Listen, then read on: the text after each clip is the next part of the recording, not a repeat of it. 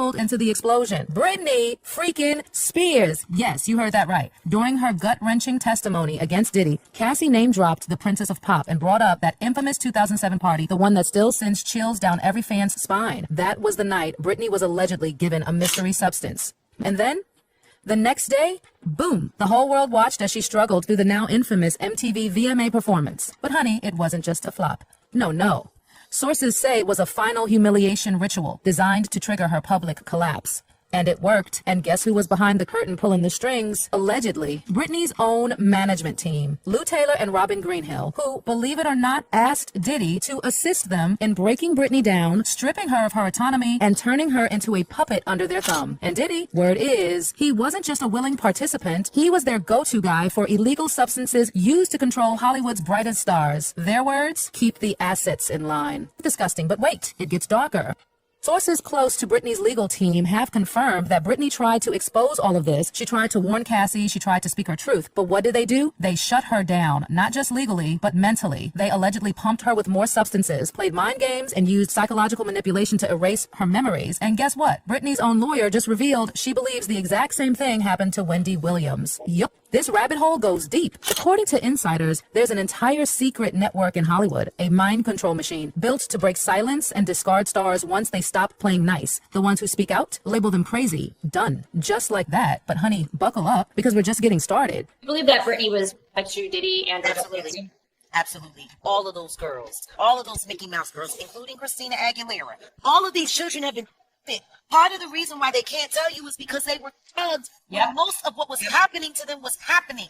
And what they have left are the memories and the nightmares. So here's how it all came flooding back to the surface. Cassie, while detailing her trauma, mentioned that night in September 2007, her birthday bash in Vegas. Diddy showed up, and guess who else was there? Britney. Cassie testified that Diddy suddenly kissed her that night.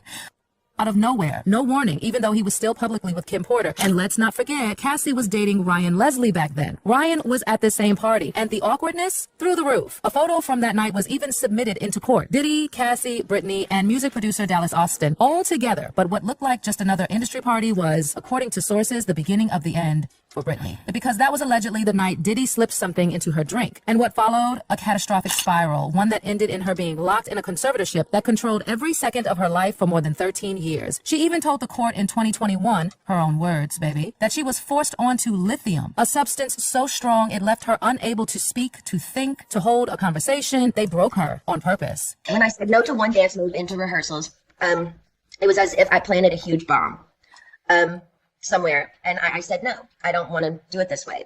After that, my management and my dancers and my assistant of the new people that were supposed to do the new show all went into a room, shut the door, and didn't come out for at least 45 minutes. Ma'am, I'm not here to be anyone's slave. I can say no to a dance move. I was told by my, at the time, therapist, Dr. Benson, who died, that my manager called him in that moment and told him I wasn't cooperating or following the guidelines in rehearsals. And he also said I wasn't taking my medication, which is so dumb because I've had the same lady every morning for the past 8 years give me my same medication. They're going to come back and be mean to me or punish me or something. 3 days later, after I said no to Vegas, my therapist sat me down in a room and said he had a million phone calls about how I was not cooperating in rehearsals and I haven't been taking my medication. All of this was a false. He immediately the next day put me on lithium out of nowhere. He took me off my normal meds I'd been on for 5 years. And lithium is a very, very strong and completely different medication compared to what I was used to.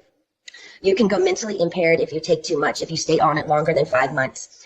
But he put me on that and I felt drunk. I really couldn't even take up for myself. I couldn't even have a conversation with my mom or dad really about anything. I told them I was scared and my doctor had me on 6 different nurses with this new medication come to my home, stay with me, to monitor me on this new medication, which I never wanted to be on to begin with. And if you think this story is just about Britney, think again. Because Britney, she's not the only one. Wendy Williams, Kanye West, the list goes on. All stars who were once celebrated until they started speaking out.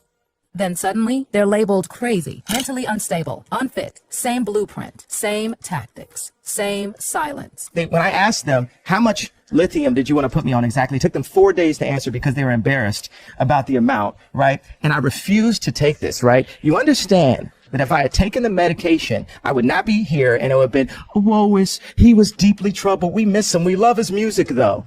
Well, they would have Britney Spears you. I mean, look. They would have Michael Jackson or worse. People are starting to ask, are we looking at a full-on mind control program in Hollywood? A system where celebs are drugged, gaslit, and manipulated into compliance, all to protect the interests of handlers, execs, and management firms that treat human beings like business investments? The rumor that Diddy drugged Britney before the 2007 VMAs, it's no longer just a whisper, it's a howl. So let's